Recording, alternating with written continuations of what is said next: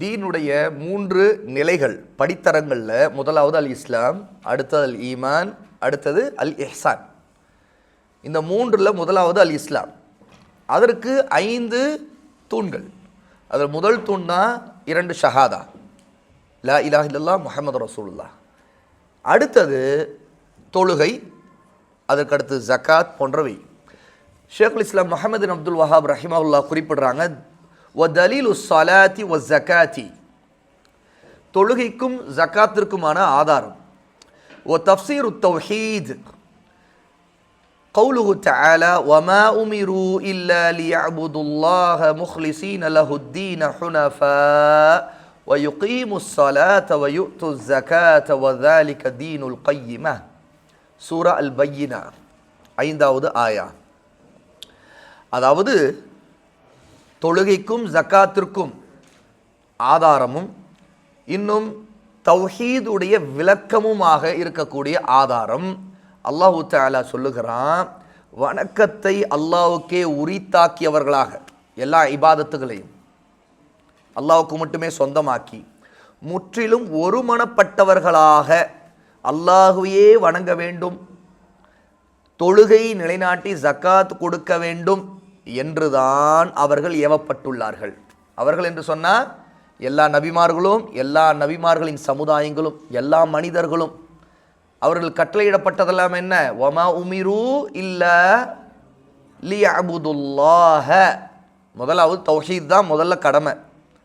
எப்படி அல்லாஹ்வை வணங்க வேண்டும்? யஅபுதுல்லாஹ் முஹ்லிஸீன லஹுத்தீன், எந்த கலப்படம் இல்லாமல், ஷிர்க் இல்லாமல், குஃப்ர் இல்லாமல் அல்லாஹ்வை மன ஓர்மையோடு மன தூய்மையோடு சொல்லாலும் செயலாலும் அல்லாஹ்வையே உண்மைப்படுத்தி வணங்க வேண்டும். சரி, அதோடு முடிஞ்சிருச்சா அப்படின்னா இல்லை. வ யுகீமுஸ் ஸலாஹ், தொழுகை நிலைநிறுத்த வேண்டும்.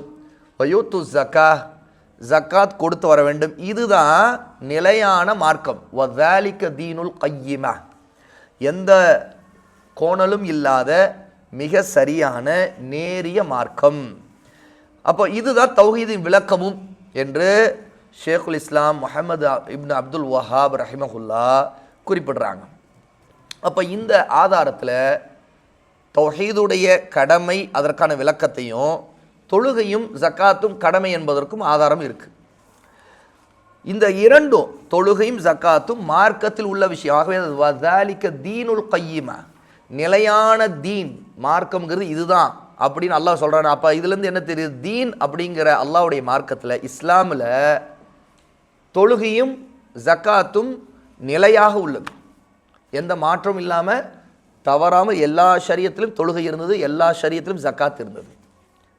அப்போ அப்படிப்பட்டதற்கு இந்த வசனம் ஆதாரம். இந்த வசனம் எல்லா வகையான வணக்க வழிபாடுகளை உள்ளடக்கிய ஒரு பொதுவான வசனம். ஏன்னா வமா உமிரு இல்லா லியஅபுதுல்லாஹ முஹ்லிஸீன லஹுத்தீன என்று அல்லாஹ் தஆலா சொல்கிறான் இல்லையா? ஹுனஃபா அப்படி சொல்கிறதுலேருந்து எல்லா இபாதத்துகளுக்கும் பொதுவாக அல்லாஹ் தஆலா எல்லாவற்றையும் உள்ளடக்கி இந்த ஆயத்தில் சொல்லியிருக்கிறான்.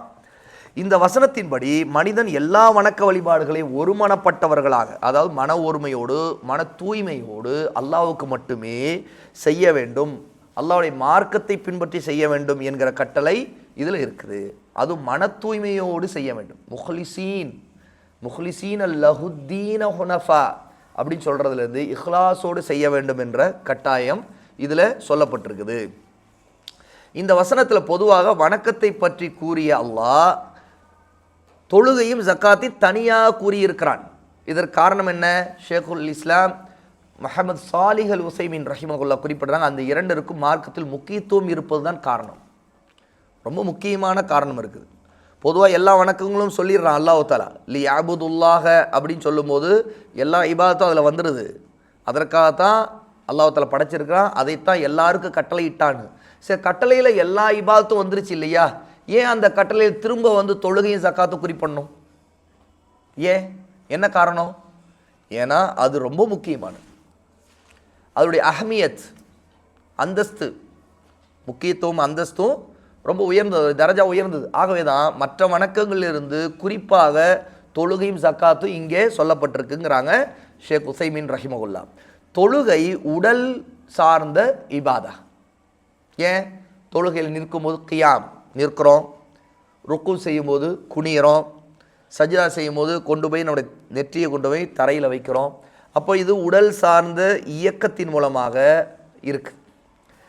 ஜக்காத் செல்வம் வழியான வணக்கம். ஜக்காத்துங்கிறது அல்லாஹ் கொடுத்த மால் மூலமாக, மால்னா செல்வம். அப்போ அந்த செல்வம்ங்கிறதுல அது தங்கமோ வெள்ளியோ அல்லது ரொக்க பணமோ இந்த மாதிரியான வகையில் அல்லது விவசாய விளைச்சலோ இப்படி ஏதாவது இருக்கலாம். அந்த மாதிரி அல்லாஹ் நமக்கு கொடுத்துருக்க செல்வத்தின் மூலமாக அல்லாஹ்வை வணங்குகிற இபாதத்தில் அது அடங்கும். திருக்குர்ஆனில் இந்த இரண்டும் சேர்ந்தே வந்திருக்கின்றன. ஆகவே இந்த குர்ஆனுடைய நிறைய ஆயத்துக்களை வஅகீமுஸ்ஸலா வஆத்து ஸக்கா, தொழுகை நிலைநிறுத்துங்கள், ஜக்காத்தை கொடுங்கள்னு அல்லாஹ் தஆலா ரெண்டையும் சேர்த்து தான் சொல்லியிருக்கிறான். அப்போ உடல் ரீதியாக அசைவுகள் மூலமாக செய்யக்கூடிய அல்லாஹ்வுக்கு செய்யக்கூடிய இபாதாக தொழுகை இருக்குது. செல்வத்தின் மூலமாக அல்லாஹ்வுக்கு செய்யக்கூடிய இபாதத்தாக என்ன ஜக்காத் இருக்குது. வணக்கத்தை அல்லாஹ்வுக்கு உரித்தாக்கியவர்களாக, முற்றிலும் ஒருமனப்பட்டவர்களாக அல்லாஹ்வை வணங்க வேண்டும், தொழுகை நிலைநாட்ட வேண்டும், ஜக்காத் கொடுக்க வேண்டும் என்பதுதான் இதில் உள்ள கட்டளை. வதாலிக தீனுல் கையிமா, இந்த தீன் நேரானது, கோணல் இல்லாதது. ஆகவேதான் இதுதான் நிலையான நேரான மார்க்கம் என்று அல்லாஹ் தஆலா குறிப்பிடுகிறான். பாருங்க, சூரா அல் அன்ஆம் 6வது சூராவுடைய 153வது ஆயத்தில் இன்னொரு செய்தியை இங்கே பார்க்கிறோம். அல்லாஹ் தஆலா இதை அழுத்தம் திருத்தமாக சொல்லக்கூடிய செய்தி. ஷேக் உசைமின் ஆதாரமாக குறிப்பிடுறாங்க, வ அன்ன ஹாதா சிராத்தி முஸ்தகீமா ஃபத்தபிஊஹு வலா தத்தபிஉ சுபுல ஃபதஃபர்ரக பிக்கும் அன் சபீலிஹி ذَلِكُمْ وَصَّاكُمْ بِهِ لَعَلَّكُمْ تَتَّقُونَ. நிச்சயமாக இதுதான் என்னுடைய நேரான வழி, எனவே நீங்கள் இதனையே பின்பற்றுங்கள், வேறு வழிகளை பின்பற்றாதீர்கள், ஏனெனில் அவை நேரான வழியிலிருந்து உங்களை சிதறடித்து விடும், பிரித்து விடும் என்று அல்லாஹ் சொல்வதை போல இது. அப்போ வதாலிக தீனுல் கையிமாங்கிற ஆயத்து எப்படிப்பட்ட கருத்தை கொடுக்குதுன்னா, அல்லாஹ் தஆலா இந்த ஆயத்தில், சூரா அல் அன்ஆமுடைய ஆயத்தில், இதுதான் என்னுடைய நேரான வழி, இதையே பின்பற்றுங்கள், வேறு வழிகளை பின்பற்றாதீர்கள், பின்பற்றினா அல்லாஹ்வின் பாதையிலிருந்து வழியிலிருந்து உங்களை அது பிரித்து விடும் அப்படின்னு சொல்றது எப்படியோ அது போன்ற வதாலிக தீனுல் கையிமா, இதுதான் நேரான பாதை. அப்போ யார் ஒருத்தர் இந்த தீனுல் இஸ்லாமை, இந்த தூண்களை, தௌஹீதையும் ஜக்காத்தையும் தொழுகையும் பற்றி பிடிக்கலையோ அவர் அல்லாஹ்வின் தீனிலிருந்து பிரிஞ்சிருவார், அந்த பாதையை விட்டு பிரிஞ்சிருவார் அப்படிங்கிறது இதிலிருந்து தெரிய வருது.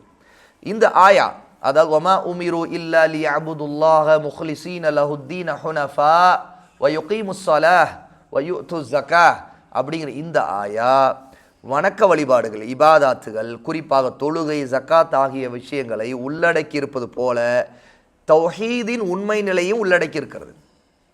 அதான் லியஅபுதுல்லாஹ முஹ்லிஸீன லஹுத்தீன், ஹகீகத், தௌஹீதுடைய ஹகீகத், யதார்த்தம் என்ன, அதையும் இது குறிப்பிட்டிருக்குது. ஷிர்கின் பக்கம் சாராமல் வணக்கத்தை அல்லாஹ்வுக்கே உரித்தாக்குவதுதான் அது.